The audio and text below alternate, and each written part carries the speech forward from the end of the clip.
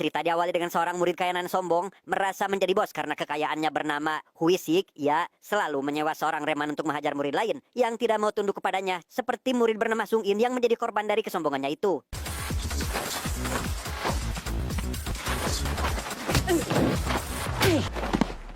Dan kisah akan berfokus pada seorang murid pengecut bernama Hyun Tae. Setelah diketahui jika dirinya adalah rekan Sung In, dia menjadi bulan-bulanan si Huisik dan anak buahnya menjadi samsak tinju meski dia tidak melakukan kesalahan apapun kepadanya.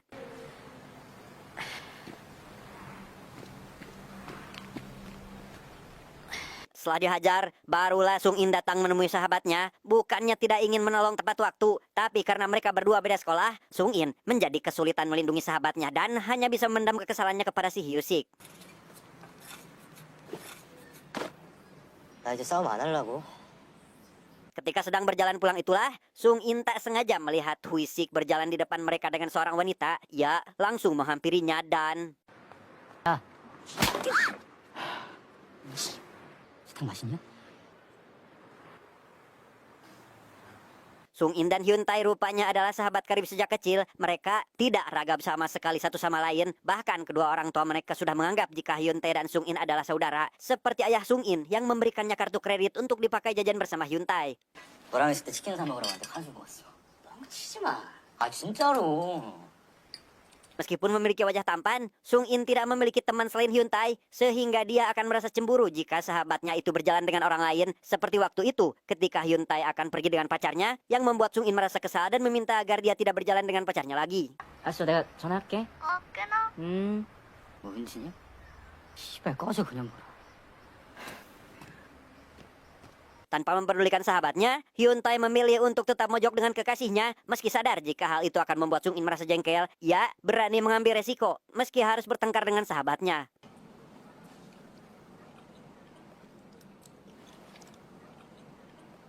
Ketika sedang mojok itulah, Hyun Tae sadar jika apa yang dilakukan kepada sahabatnya adalah kesalahan. Ia langsung mengakhiri acara pacarannya dan mulai menghubungi Sung In untuk menanyakan di mana saat ini dia berada.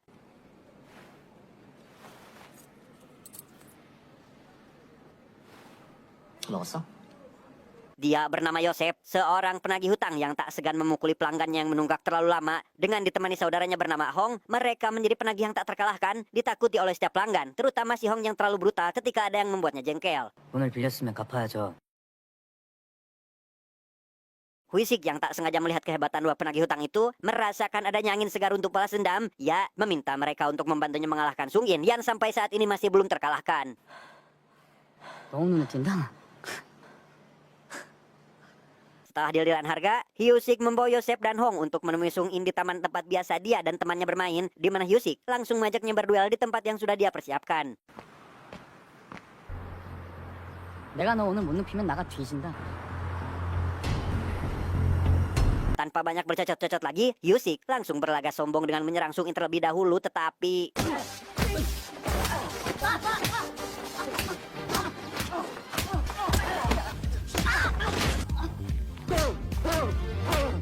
Setelah Hyusik dan dua rekannya tumbang, barulah Yosef turun tangan dan...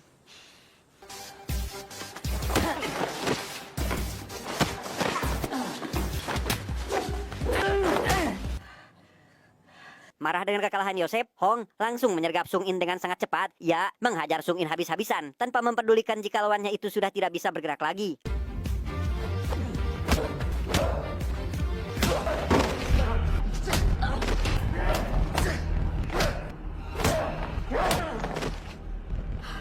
Sementara itu, Hyun Tae yang rupanya baru saja sampai ke taman hanya mendapati tas milik sahabatnya tergeletak sendirian. Ia tidak bisa menghubungi Sung In meski sudah mencobanya beberapa kali tanpa tahu jika saat ini sahabatnya hampir mati di tangan Hong yang terlalu brutal.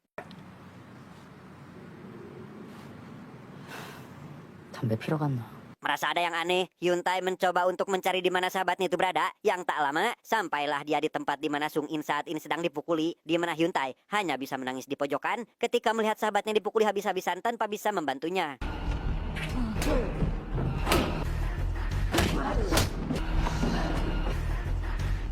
Setelah semuanya pergi, terlihat dua sahabat itu saling tatap-tatapan, di mana Hyun Tae hanya bisa menangisi sikapnya yang pengecut dan hanya bisa memandangi sahabatnya yang hampir saja mati.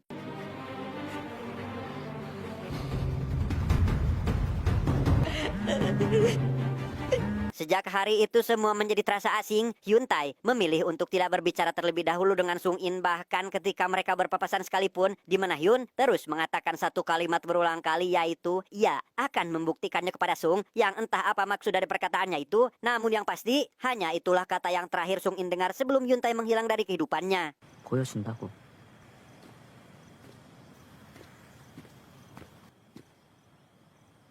Mereka yang sudah tidak bersama lagi pun membuat orang tua masing-masing bertanya tentang hubungan pertemanan mereka, apakah sedang bertengkar atau tidak, di mana Hyuntae maupun Sung In tidak bisa menjelaskan tentang situasinya saat ini. 싸웠어. 밥은 먹었어. Dia bernama Bapak Samsul, seorang penyelenggara tarung bebas yang menyebarkan acaranya lewat sebuah pamflet, di mana Hyuntae yang mengetahui hal itu langsung mencobanya. Ia ingin agar dirinya tidak menjadi beban lagi untuk Sung In dan berharap bisa membantunya di pertarungan selanjutnya. 자, 이 승수가 올라갈수록 수수료가 떨어지니까 너무 아깝다고 생각하지 마시고. 오케이. 자, 이제 한번 모여볼게요. 담배 끄시고. 자, 오늘도 저 Sesampainya di lokasi pertarungan, Hyuntae yang usianya paling muda awalnya diremehkan oleh Samsul, apalagi ketika melihat skillnya biasa saja, sehingga Pak Samsul pun sudah tidak memiliki harapan lagi jika Hyuntae akan selamat dalam pertarungannya.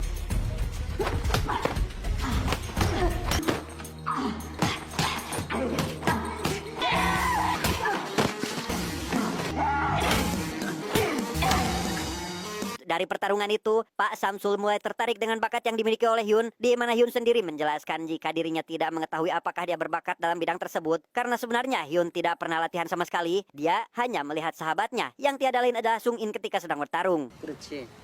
싸움 좀 많이 해보고. 아, 나 뭐 누구를 뭐 개싸움 본지기로 하시나.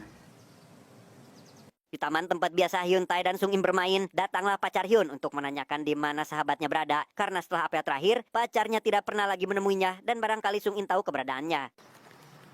너한테 열쇠 주러 간다고 한 날부터 변했잖아. 간다. Sung In sendiri sudah beberapa kali mencoba untuk menghubungi Hyuntae, namun tak pernah sekalipun diangkat, sehingga Sung In beranggapan jika kerenggangan mereka gara-gara Hyuntae datang dan melihatnya terluka oleh orang sewaan Hyusik, sehingga Sung In langsung mencari Hyusik saat itu juga.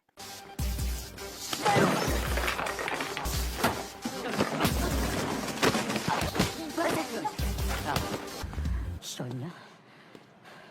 Huisik sendiri yang saat ini baru pulang dari les, dihubungi oleh teman sekelasnya atau lebih ke anak buahnya. Mereka mengatakan jika Sung In menggila dan menghajar mereka habis-habisan, sehingga Hyusik memutuskan untuk membuat perhitungan karena telah berani menyentuh anak buahnya.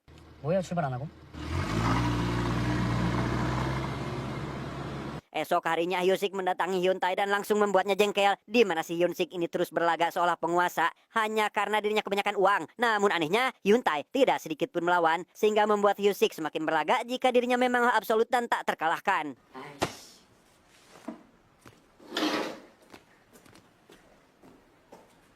Tanpa mengetahui apa yang dialami sahabatnya, Sung In yang sejatinya tidak memiliki teman selain Hyun pun tiba-tiba saja ditaksir oleh ketua kelasnya sendiri, di mana pengalaman baru itu ia terima sebaik mungkin karena memang saat ini dia sudah tidak memiliki siapa-siapa lagi.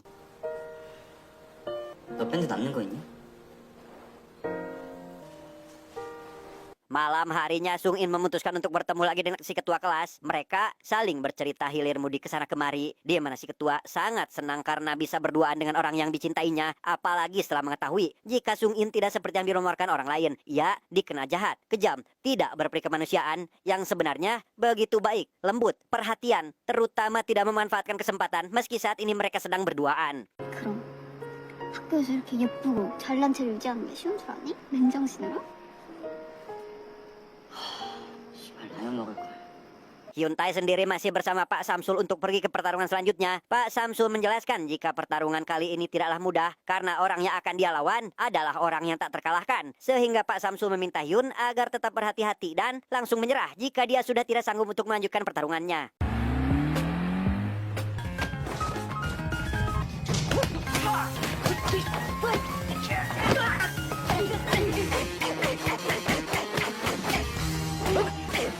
Siapa sangka Hyun berhasil mengalahkan lawannya dengan cukup mudah. Bahkan lawan yang digadang-gadang kuat itu pun langsung tepar hanya dengan beberapa pukulan saja.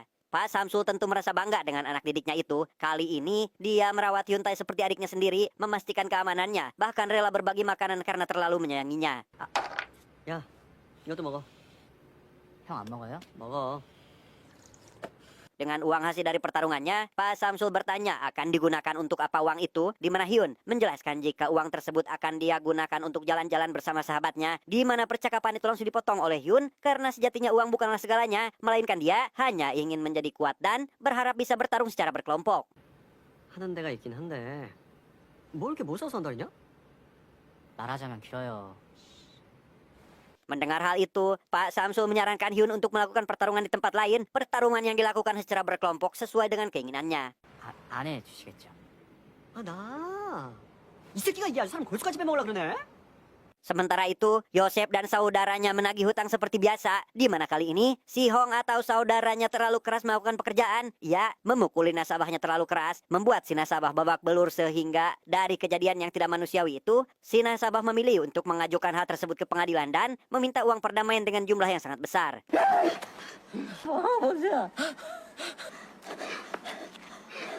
Yosef hanya bisa menunjukkan raut wajah sedih tanpa bisa melakukan apa-apa. Mau meminta bantuan pada bosnya, tentu tidak akan direspon. Mau menyalahkan Hong, juga tidak mungkin. Karena memang, meski kemampuan gelutnya hebat, tapi Hong lebih mirip seperti anak kecil. Dia akan langsung ngamuk ketika ada yang membuatnya marah. 잘 됐네. 가봐.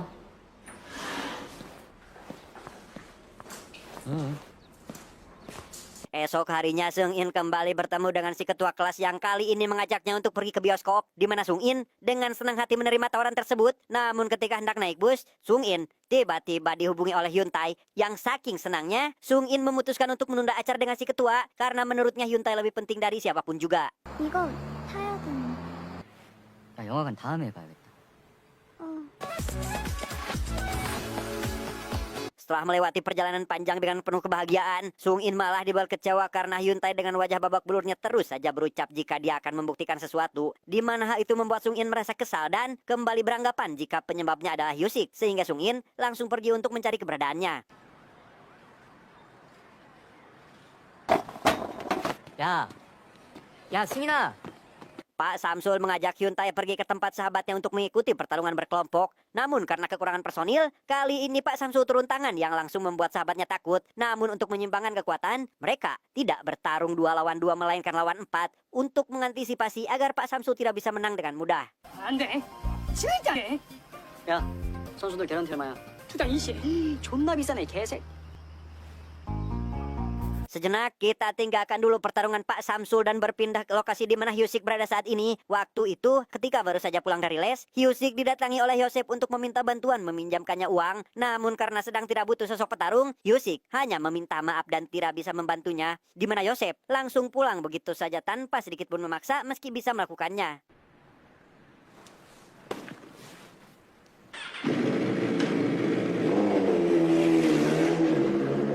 Baru saja Yosef pulang, Sung In tiba-tiba saja datang bersama anak buah Hyusik ke tempatnya saat ini, di mana Sung In langsung membrutal dan meminta agar Hyusik tidak mengganggu kehidupannya lagi.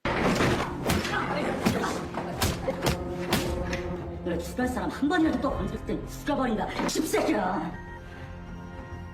Hyusik langsung menghubungi Yosef dan berjanji akan memberikan uang yang dia butuhkan dengan satu syarat, harus membantunya mengurusi Sung In yang kelakuannya semakin tak terkendali. 줄게 어떻게든 줄게요. Esok harinya, Hyusik berniat pergi menemui Hyun Tae. Namun setelah mendengar kabar dari bawahannya jika dia sudah tidak bergaul dengan Sung In, Hyusik mulai menargetkan orang lain. Ia menyakiti si ketua kelas dan langsung menghubungi Sung In untuk melaporkan hal itu, di mana Hyusik memintanya untuk bertarung esok hari agar permusuhan mereka bisa segera diselesaikan. 이러진 않지. 내가 씨발 족가지 말고 전에 너 쳐맞은 데 알지? 내일 거기로 다시 가져와. 우리 여기까지 글 썼으면 마침표는 찍어야지. Tak berselang lama, datanglah si ketua ke hadapan Sung In. Dengan wajah babak belurnya, si ketua beralasan jika dirinya baru saja terjatuh dari tangga. Ia meminta maaf jika penampilannya mengganggu kencan mereka. 상태가 좀 그렇지. 미안해. Ketika sedang di sekolah, Hyun Tae mendengar kabar jika Sung In akan melakukan duel dengan Hyusik. Yang demi mencari tahu kebenarannya, Hyun Tae langsung menanyakan hal itu kepada Sung In untuk memperjelas apakah duel itu akan benar-benar dilakukan atau tidak. 전에 내가 말했지. 보여줄게. Malam hari sebelum duel, terlihat Sung In sedang berada di fase gelisah memikirkan apa yang akan terjadi besok kepada dia dan sahabatnya. Yang di tengah kegelisahannya itu, ia menghubungi Hyusik untuk memajukan jadwal pertarungan agar hanya dia saja yang terluka, sedangkan Hyun Tae akan aman karena pertarungannya telah selesai.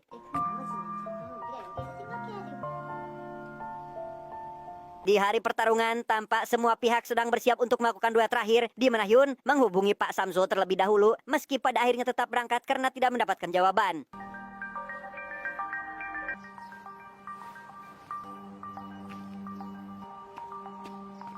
Sesampainya di lokasi pertarungan, Sung In langsung menyerah. Ia meminta agar mereka berhenti mengganggu dia dan sahabatnya.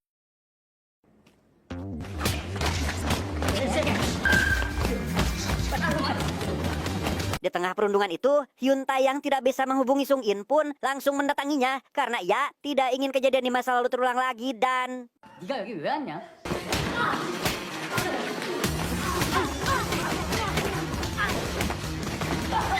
Setelah para kroco berhasil dikalahkan, Hyun Tae langsung menghadapi Yosef yang sudah bersiap melawannya.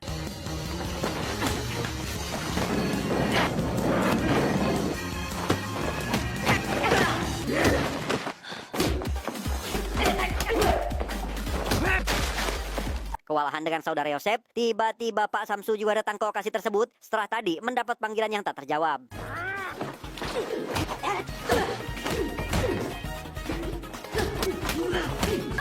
Melihat anak didiknya tidak berdaya, membuat pertarungan Pak Samsu menjadi tidak fokus sehingga...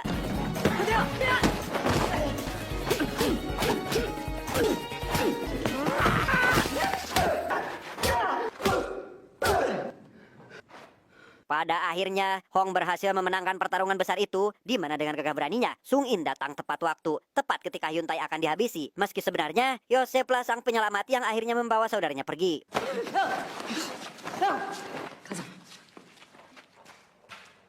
Setelah pertarungan hebat itu, mereka berdua akhirnya bermaaf-maafan atas apa yang terjadi kemarin, di mana kejadian itu membuka mata mereka bahwasannya permintaan maaf tidak semahal dan sesulit yang dibayangkan. Mereka tidak perlu melakukan sesuatu sampai berdarah-darah hanya untuk permintaan maaf. Namun meski begitu, mereka berdua tidak menyesali sedikit pun apa yang sudah terjadi, karena sejatinya mereka menjadi orang kuat demi mengucapkan sebuah permintaan maaf.